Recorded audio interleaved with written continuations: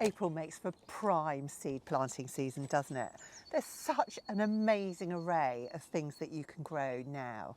So I've got tons of things here that I'm getting through today. I've got some courgettes, I'm thinking about carrots, you know, tomatoes, and I'm definitely sowing some peas and also some runner beans. And this variety is enormous, so you get huge great pods, some of them up to 40 centimetres long.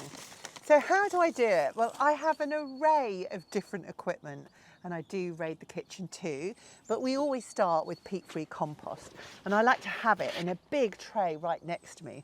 And because I'm growing things like peas and beans, I like to make sure that I'm using something called a root trainer, and I really like this one.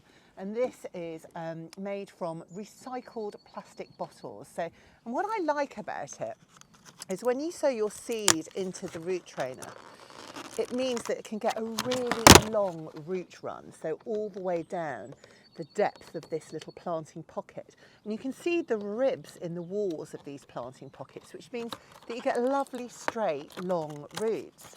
So they're clear as well, so you can see how your roots are doing without having a sneaky peek. And they're so simple to use. So all you do is literally fill them up from your container of peat-free compost, and then I just use my fingers to pack them down. We don't want to do it too firmly because we want our little seed roots to be able to get down into there, but we don't want them to vanish in air pockets when we water. And with larger seeds, I don't tend to pre-water the compost. There we go, we can see it's completely filled down to the bottom. So then that goes into this handy little container, and we're ready for our seed.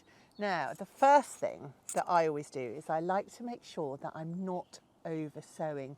It is so tempting to sow the whole packet, and there's really no need. So if I actually count out how many of the seeds I want, and I'll count them into this pot, and then they go straight into my root trainer, and a label, make sure, otherwise you'll get muddled up, that you write down what variety it is. And then write the date as well, so you can really be sure about how long it's taken for that seed to germinate. So we're going runner bean enorma here, and these are quite big seeds, and I imagine there'll be quite a lot of them. So what I tend to do is I just cut the bottom of the seed packet off, and then I will measure out how many beans I need. I've counted out my 12 beans, and beauties they are too. And then I put, using a pencil, a little hole into each of these little root training pockets. And this just shows me where I'm going to be sowing. And then just push each seed down, and then I'll just cover them up, each of those holes, and I might just add in another layer of compost. And there we have a root trainer that is ready to go. Now I will take this off to water it in now, but I just want to show you what's great about these is they make a little kind of lid, so they make the perfect miniature greenhouse environment for you to put in your greenhouse, on your kitchen floor, or indeed on a windowsill. I also want to be getting started my courgettes, and I've already got these out and ready and going.